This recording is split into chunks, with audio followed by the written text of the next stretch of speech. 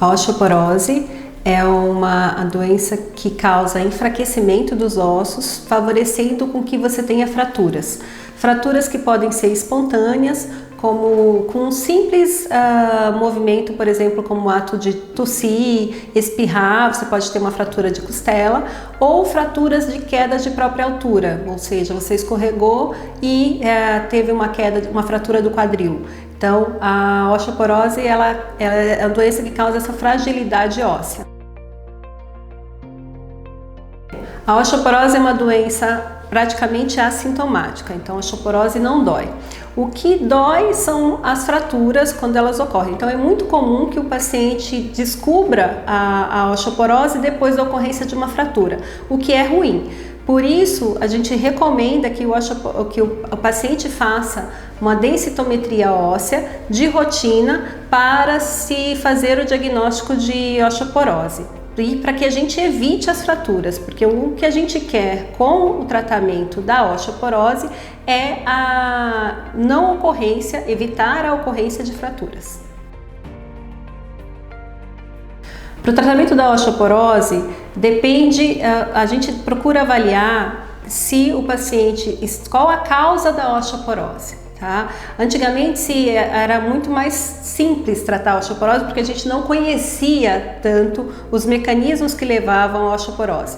Nós achávamos, por exemplo, que a osteoporose só era uma coisa só de mulheres e na verdade os homens também têm osteoporose.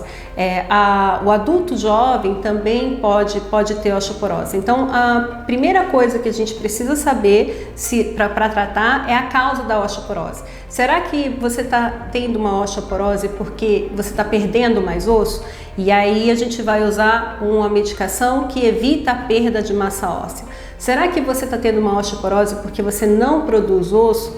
E aí é uma osteoporose mais grave, e aí a gente vai tentar usar uma medicação que vai formar mais osso. Ou será que você precisa dos dois? Às vezes você está tanto não produzindo osso como você está absorvendo osso. Então existe, hoje em dia os pacientes que esses são os mais graves, a gente acaba associando medicações tanto de formação óssea como de antirreabsortiva, ou seja, que evita a perda de massa óssea. Uma das coisas que faz com que nós tenhamos osteoporose é, primeiro, a sua carga genética, né? Então, todo mundo vai perder massa óssea com o decorrer do tempo. Mas aqueles que já têm uma tendência a perder mais massa óssea vão desenvolver a osteoporose. E a gente produz osso de uma forma equilibrada até uma certa idade, né? Depois disso, até uma certa fase da vida. Então, a gente costuma ter uma formação de massa óssea muito importante até os 25 anos de idade.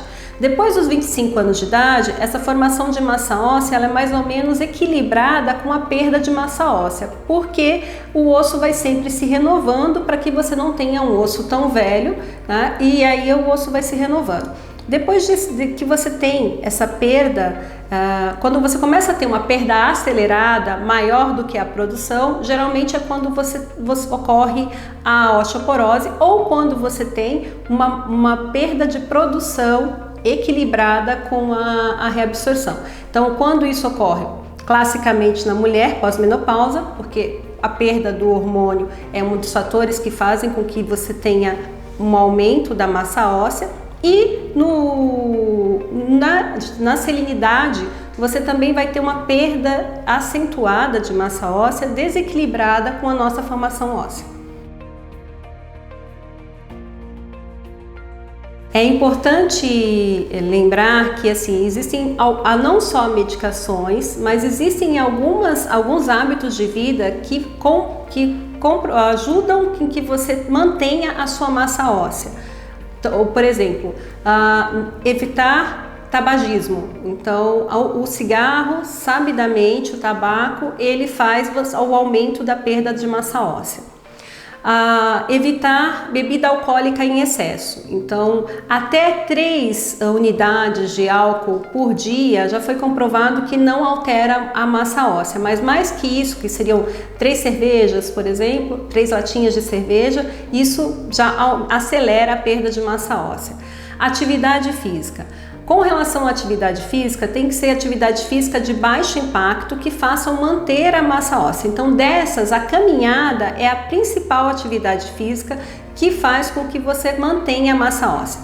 Musculação é importante para você melhorar a qualidade do seu músculo e assim evitar quedas, mas a musculação tem que ser feita individualmente, porque os pacientes com osteoporose, dependendo do grau de osteoporose na coluna, por exemplo, o paciente não pode fazer exercício de flexão da coluna.